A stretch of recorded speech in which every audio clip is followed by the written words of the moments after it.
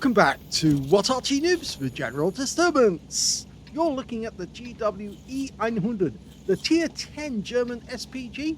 This one's located on the south spawn of Prokhorovka, otherwise known as Kampinovka, and it's under the command of randyxx777 of the War Clan.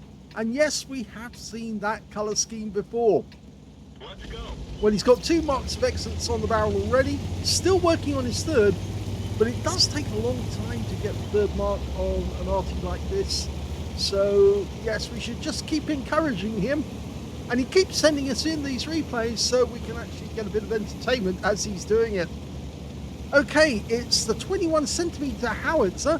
It's actually capable of doing 900 alpha, 53mm of pen, 11.4 meters on the burst radius, and between 12.5 and 31 seconds of stun.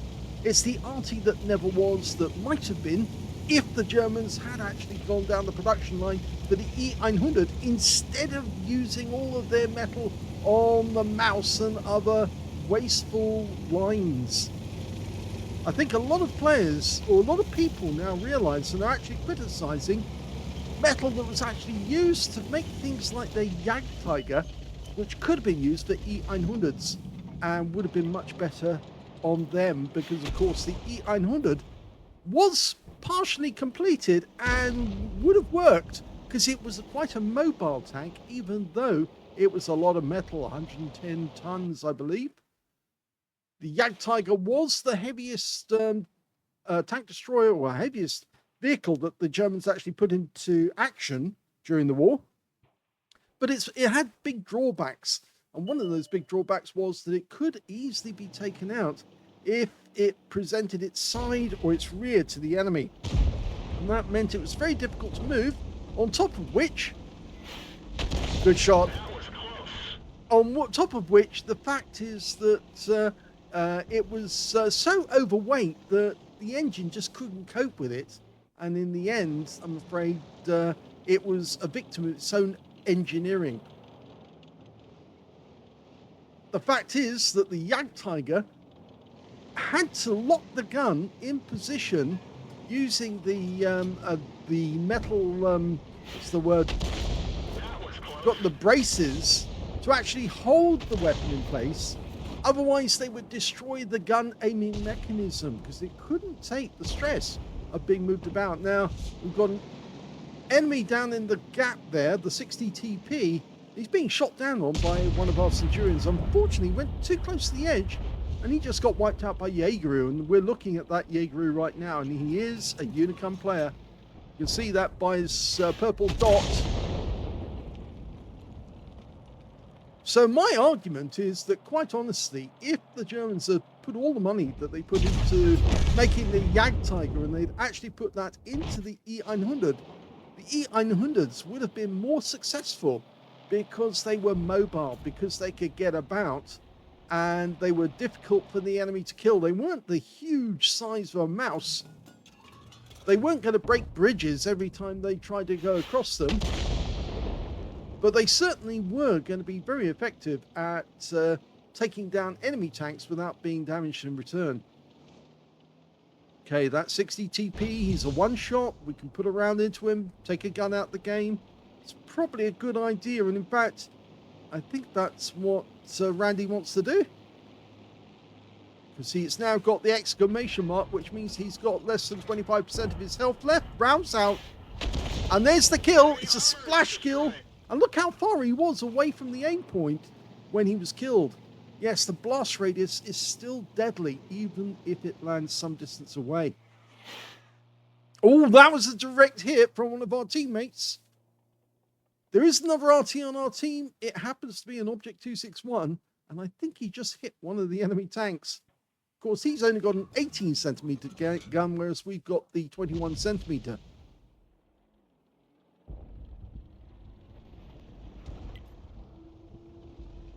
Okay, and we've got the aircraft crashing. If the enemy are in that zone, they're going to suffer. In fact, one of them just popped out. It's the Batchat 25 ton. He had to move, because if he didn't move, he was going to get wiped out by these bombers as they come on in. Yeah, Now, are any other enemy going to be highlighted? Well, that Emil up there on the hill is blasting away at our guys stand at the center line. We've also got an Emil too, shooting back up at him. Okay, Conway, easy target, lines up the shot to get him if he pulls back.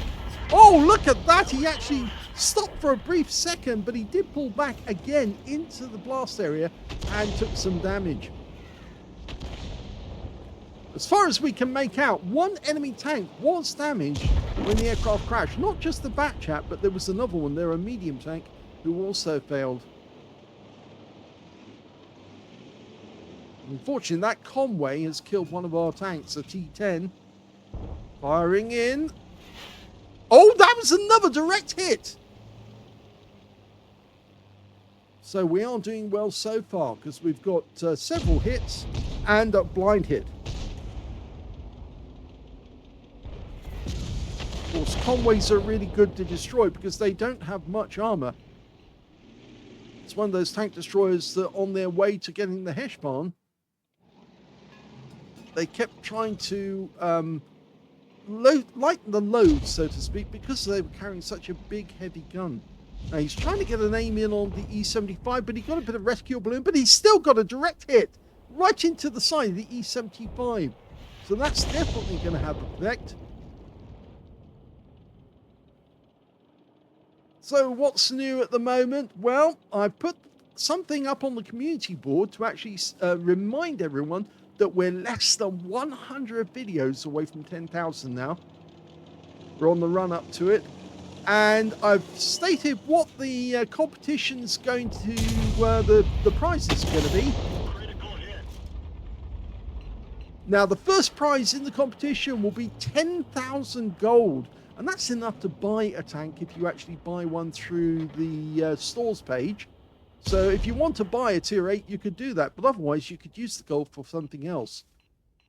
The second prize is 5,000 gold times 2. So 2 players will get the second prize.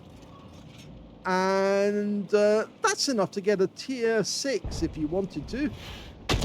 Another direct hit on the Jaegeru. Changing position. Good idea, because everybody's got this area scoped out if they want to try blind shots.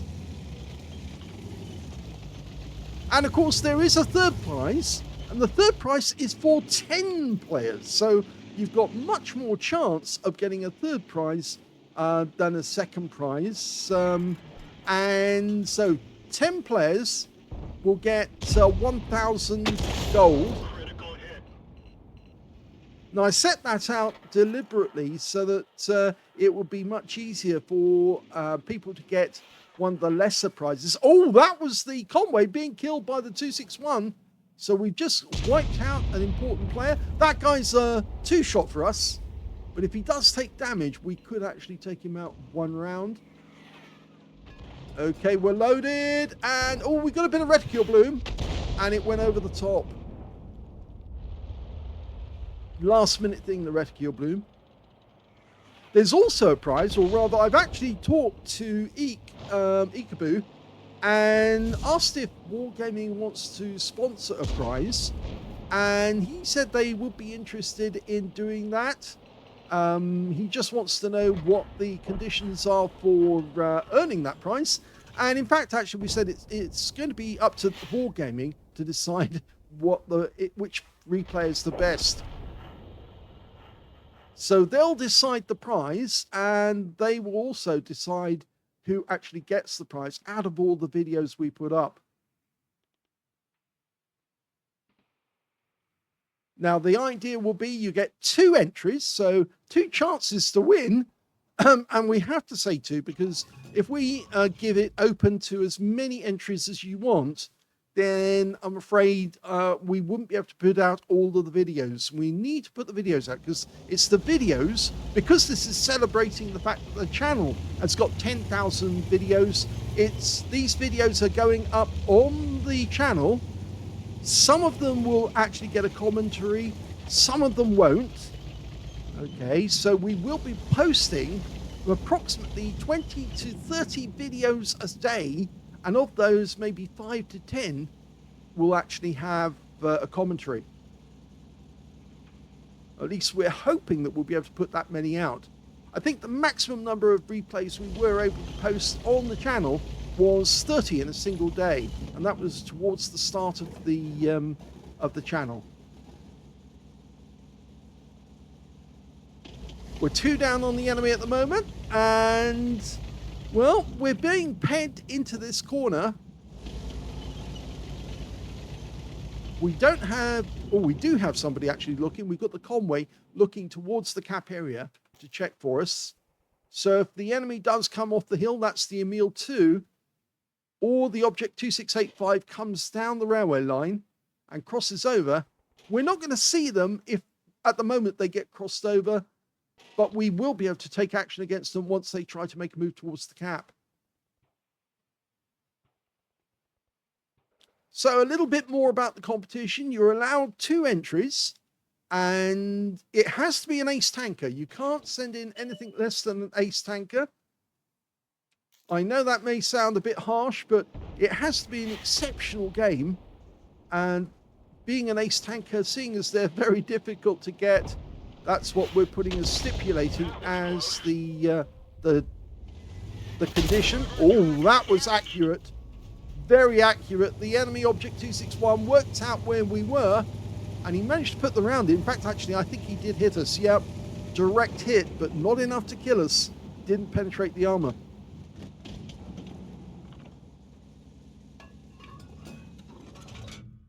Okay. Now, the conditions on the decision of who to actually get, who gets to win. Oh, he tried again and failed. The conditions are that it's the most views and the most likes. So it's those two combined. So if somebody were to try and spam the channel with views, then they can do it, but will they get enough likes for the channel as well? That's the other condition. So it's going to be difficult for people to artificially try and win it by rigging it. And of course, if they do spam the channel, then of course the channel's going to benefit from getting good results. And that might enable us to do another competition afterwards. Oh, 2 direct hits! Wow! The Object 261 and Randy both hit that tank, the 2685, at the same moment. And he took both shells. Oh dear, the 261 just blown up, and it was the Jaegeru that did it.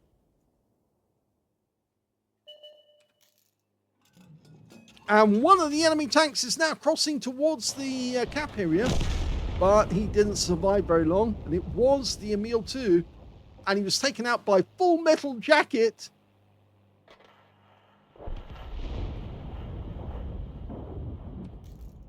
So we're 3 down on the enemy. We're running out of time. That's the 2-minute mark. And that's a direct hit as well. It looks like the TVP just took a big hit. Now, it looks like we ought to move after every shot from now on, because the enemy Arty is very good at counter battery.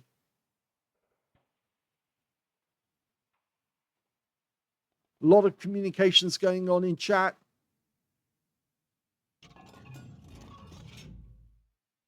People think that the game's over, and that was an honest, good shot, just to find out if the TVP was still there. It looks like it hit the aircraft rather than the ground. And the TVP, well, he's well miffed, but he made a big mistake going out the open. But we've just lost our Heshbon. Their 2685 just killed our Heshbon. And there's the Foch. Rounds out. Right into the side at the back. 396. Good shot. We're running out of time. In the last minute. Clock ticking. And here comes the Standard B. Oh, he could see us. So only 2 left on our team. The Conway and the Polish tank destroyer. The Blyskawiska. I can never remember how to pronunciate that one. But I think they're going to survive. I say that, but the Blyka Vista is a one-shot, but the Conway has got full health. And he is a decent player, so he can possibly survive the next 5 seconds. And I think that's it. It's all over. The Foch turns up, but just too late. Game over. Here's the end of battle stats, and that was the second class tanker for Randy XXX777 of the War Clan in the GWE 100. He actually managed to get a bruiser medal for getting at least 5 critical hits in that game. He got 12, and he got a Confederate as well, hitting more of the enemy than anyone else on his team. His win rate was 3,280, which is Super Unicum standard. Excuse me. He said just a draw. Well, yes, it was a draw, but considering the circumstances and the fact that there was only 2 players left on their team, they did well to survive. Sorry. If we look at the stats, we can see the highest damage in the game went to the Jaeger, who managed to pick up a high caliber for 5,553 hit points. Second highest damage was Randy, 3,686 hit points of damage. And the third highest damage, well, that actually went to the Heshbal on our team with 2,696. When it came to kills, it was actually shared between the Conway, the Blyka, the Jaeger, the Conway, the Emil 2, the Object 2685, and the Standard B. They all got 2 kills apiece, and I'm afraid Randy only got the 1 kill. When it came to base XP, though, the high scorer was the Emil 2 with 585, the Conway with 505, and the Jaeger with 499 on the enemy team. So they were doing better. Of course, they had more kills than we did. 20 shots fired, so still had 10 left at the end of the game. 8 direct hits, no penetrations, but 15 splash. Damage of 3,686, all of it at more than 300 meters. Damage 2 of the enemy, received 2 hits from the enemy. 1 was penetrating shot, 1 was hit by splash. That was the one that did the most damage. That was the Object 261 on the enemy team. Got an accurate hit, but the Standard B was the one who finished us off. 10 enemy vehicles were damaged. 1 was killed. 813 hit points of stun assist, of damage assist rather, and 1,025 hit points of stun assist off 14 stuns. On a free player count, he actually made 40,322 credits, even though this was a draw. And on top of that, well, he also got the Courageous Resistance Award and a mission completion. Mission completion was 85,000, Courageous Resistance 4,920. He picked up 5 bonds because it was tier 10, and he also picked up 721 experience points out of that game as well, including the Courageous Resistance. So very well done to Randy that he held on as long as he could. Unfortunately, that Standard B could see him towards the end of the game. It might have been easier if he'd actually moved back into the bush where people normally blind fire, because I think then he would have been behind his teammates and they wouldn't have been able to shoot him without actually getting through them first. Sometimes it can actually be better to hide behind a wreck, and I know he was hiding behind a wreck as such of his teammate out in the field, but I think the Standard B could see past the wreck and saw him. So there you go. Another draw, but it gets a little bit closer every day to getting that 3rd mark of excellence. Hope you enjoyed that replay. If you did, please give this video a like. Do subscribe to our channel. Leave a little comment down below because it feeds the algorithm. And thank you for watching.